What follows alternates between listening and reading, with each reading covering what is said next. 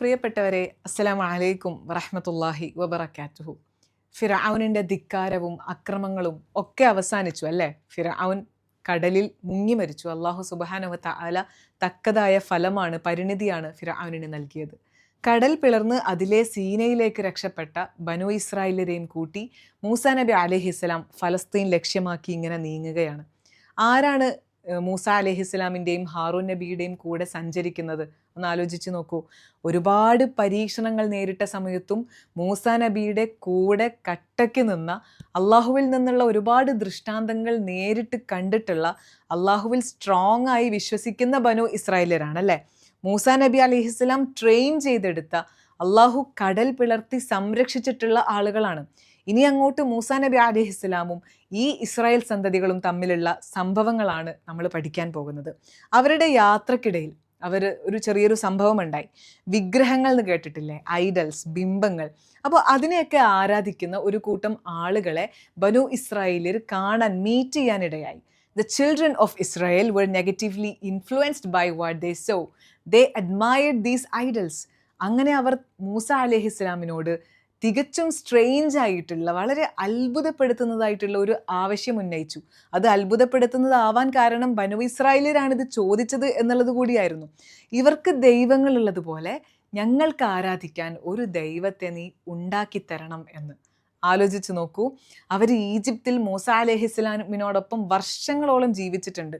അള്ളാഹു അവർക്കായി കടൽ പിളർത്തിക്കൊടുത്തു, അവരെ സംരക്ഷണം നൽകി, അവരെ കാത്തു രക്ഷിച്ചു.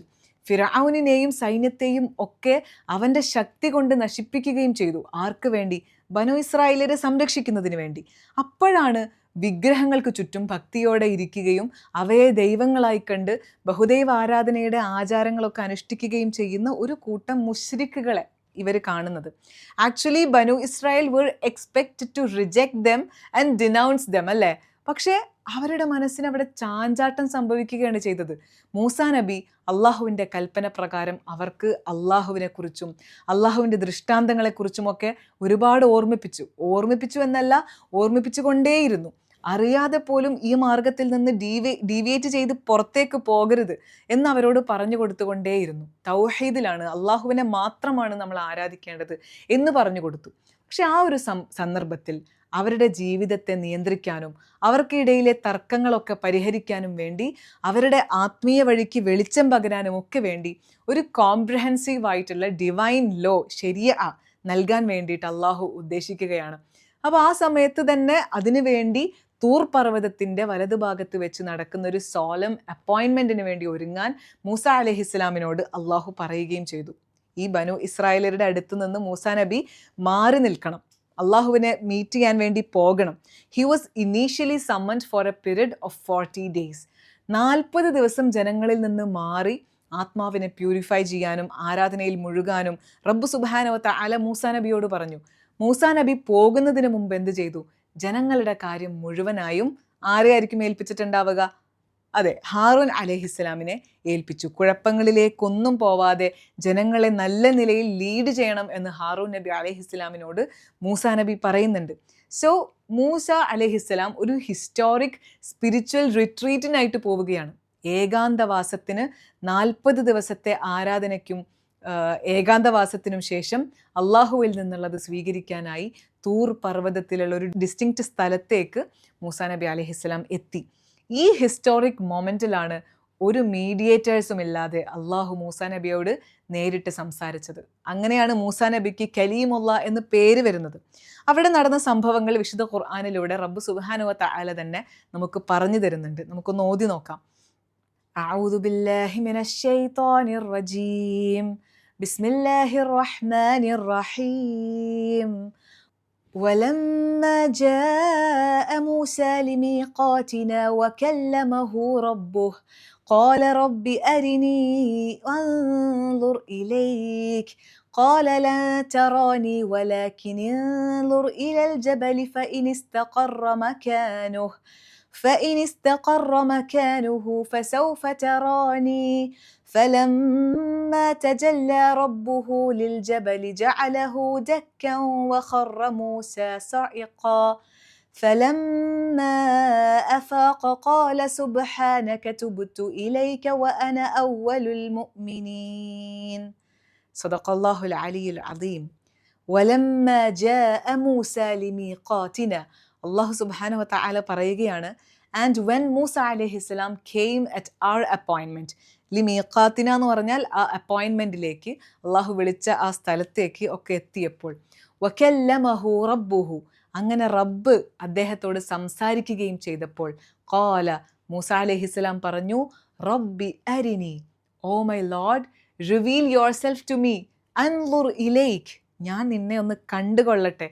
തൻ്റെ നാഥൻ്റെ യഥാർത്ഥ സംസാരം കേട്ടപ്പോൾ ഉണ്ടായ ആ ഒരു ആത്മീയ ഫീലിംഗ്, അതിൻ്റെ ഒരു മാധുര്യം, അതിൽ മുഴുകിയ മൂസാ നബി അലൈഹിസ്സലാമിന് അള്ളാഹുവിൻ്റെ പരിശുദ്ധമായ സത്തയെ നേരിട്ട് കാണാൻ ഭയങ്കരമായിട്ടുള്ള ആഗ്രഹമുണ്ടായി. സോ അള്ളാഹുവിനോട് ഇങ്ങനെ ചോദിക്കുകയാണ്, ഞാൻ നിന്നെ ഒന്ന് കാണട്ടെ എന്ന്. But Allah informed him that human sight in this world is incapable of enduring the unmitigated light and majesty of Allah subhanahu wa ta'ala. അതുകൊണ്ട് അള്ളാഹു പറഞ്ഞു, ഖാല ലൻ തറാനി, never can you see me, നിനക്കെന്നെ കാണാൻ കഴിയില്ല മൂസ, നിനക്കതിനുള്ള കപ്പാസിറ്റി ഇല്ല എന്ന് അള്ളാഹു പറയാണ്. മനുഷ്യൻ്റെ ഭൗതികമായ ഈ ഒരു ലിമിറ്റേഷൻ മൂസാ നബിക്ക് നേരിട്ട് കാണിച്ചു കൊടുക്കാൻ വേണ്ടി അള്ളാഹു അദ്ദേഹത്തിന് അടുത്തുള്ള വലിയൊരു പാറമലയിലേക്ക് നോക്കാൻ വേണ്ടി മൂസാ നബിയോട് ആവശ്യപ്പെടുകയും ആ മലയുടെ നിലനിൽപ്പുമായിട്ട് കാഴ്ചയെ, അള്ളാഹുവിനെ കാണുന്നതിനെ റിലേറ്റ് ചെയ്യിക്കുകയും ചെയ്തു. വലാകിൻ ഇൻളുർ ഇലൽ ജബലി, അള്ളാഹു പറയുന്നു, എങ്കിലും നേരെ മുമ്പിലുള്ള ആ പർവ്വതത്തിലേക്ക് നോക്കുക. ഇലൽ ജബൽ, പർവ്വതത്തിലേക്ക് നീ ഒന്ന് നോക്കുക. ഫഇൻ ഇസ്തഖറ മകാനുഹു, if it remains firm in its place, അത് അവിടെ ഉറച്ചു നിൽക്കുകയാണെങ്കിൽ, ഫസൗഫ തറാനി, നിനക്കെന്നെ കാണാൻ കഴിയുമെന്ന്. ആ മലയ്ക്ക് അത് താങ്ങാൻ കഴിയുമെങ്കിൽ, എൻ്റെ സത്ത ഞാൻ നിനക്ക് കാണിച്ചു തരുന്നത് ആ മലയ്ക്ക് താങ്ങാൻ കഴിയുമെങ്കിൽ നിനക്കെന്നെ കാണാൻ കഴിയും എന്ന് പറഞ്ഞു റബ്ബ്. മൂസാ നബി അലൈഹിസ്സലാം ആ വലിയ പാറ മലയിലേക്ക് കെയർഫുള്ളായി ഇങ്ങനെ നോക്കി നിന്നു. ഫലമ്മ തജല്ല റബ്ബുഹു ലിൽ ജബലി, as soon as his Lord unveiled his glory to the mount, ജഅലഹു ദക്ക, അതിനെ ചിന്ന ഭിന്നമാക്കി കളഞ്ഞു. വഖറ മൂസ സഇഖ, മൂസ ബോധം കെട്ട് വീണുപോയി. ഈ ഡിവൈൻ ലൈറ്റ് വന്നപ്പോൾ തന്നെ അതിൻ്റെ ശക്തിയെയും ഭാരത്തെയും താങ്ങാൻ ആ മലയ്ക്ക് സാധിച്ചില്ല.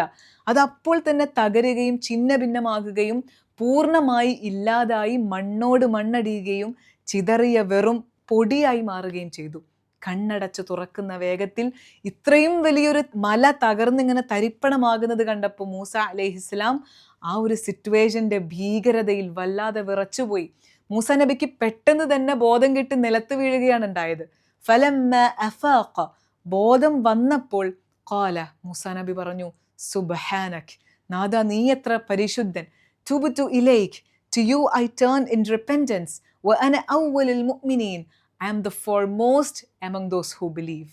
ഭയത്തിൻ്റെ ആ കഠിനമായ അവസ്ഥ മാറി മൂസാ നബി അലൈഹിസ്സലാമിന് ബോധം തിരിച്ചു കിട്ടുകയും അദ്ദേഹം സാധാരണ നിലയിലേക്ക് മടങ്ങി വരികയും ചെയ്ത സമയത്ത് അദ്ദേഹത്തിൻ്റെ ഹൃദയം അള്ളാഹുവോടുള്ള ആദരവും വിനയവും കൊണ്ട് നിറഞ്ഞിരുന്നു. മൂസാ നബി അലൈഹിസ്സലാമിൻ്റെ നാവിൽ നിന്ന് ആദ്യം തന്നെ പുറത്തു വന്നത് സുബ്ഹാനക് എന്ന് പറയുന്ന വാക്കുകളാണല്ലേ.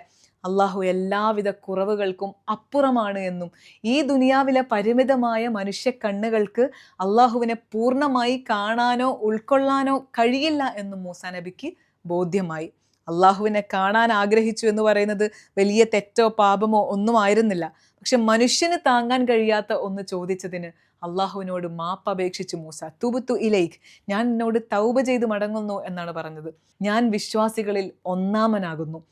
അതായത് ഈ ഭൗതിക ലോകത്ത് വെച്ച് നിന്നെ കാണാൻ കഴിയില്ല എന്നും നിന്റെ യഥാർത്ഥ പ്രകാശത്തെ താങ്ങാൻ ഈ ദുനിയാവിലെ ഒന്നിനും സാധിക്കുകയില്ല എന്നും എൻ്റെ ജനങ്ങളിൽ വെച്ച് ഏറ്റവും ആദ്യമായി പൂർണ്ണമായി വിശ്വസിക്കുകയും അതിനെ സാക്ഷ്യം വഹിക്കുകയും ചെയ്യുന്നത് ഞാനാകുന്നു എന്ന് പറയുകയാണ് മൂസാ നബി. അങ്ങനെ അള്ളാഹുവിൽ നിന്നുള്ള ബോധനം സ്വീകരിച്ച് മൂസാ നബി അലൈഹിസ്സലാം തിരിച്ച് തൻ്റെ ജനതയുടെ അടുത്തേക്ക് പോകുമ്പോഴേക്കും അവിടെ പല കാര്യങ്ങളും സംഭവിച്ചു കഴിഞ്ഞു. അള്ളാഹുവിൽ നിന്നുള്ള ഫലകങ്ങൾ സ്വീകരിച്ചിട്ടാണ് മൂസാ നബി പോകുന്നത്. എന്താണ് തിരിച്ച് ബനു ഇസ്രായേലരുടെ അടുത്തേക്ക് എത്തുമ്പോഴേക്കും അവിടെ സംഭവിച്ചത് എന്ന് വിശദമായി നമുക്ക് അടുത്ത സെഷനിൽ പഠിക്കാം. അള്ളാഹു നമ്മളെ ഏവരെയും അനുഗ്രഹിക്കുമാറാകട്ടെ. അസ്സലാമു അലൈക്കും വറഹ്മത്തുള്ളാഹി വബറകാതുഹു.